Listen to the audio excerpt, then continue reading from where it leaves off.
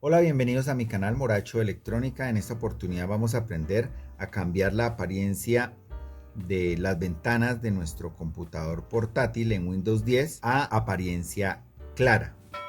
Para esto entonces vamos aquí a inicio, en la parte inferior izquierda, esta ventanita azul, y vamos dos pasos más arriba donde dice configuración y tiene esta ruedita dentada.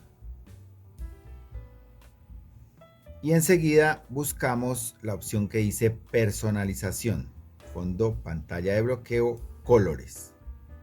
Entramos ahí y luego buscamos colores, que está debajo de la opción fondos, colores,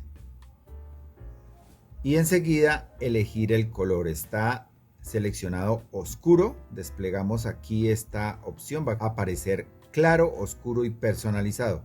Simplemente escogemos claro, inmediatamente la apariencia de nuestro computador cambia totalmente.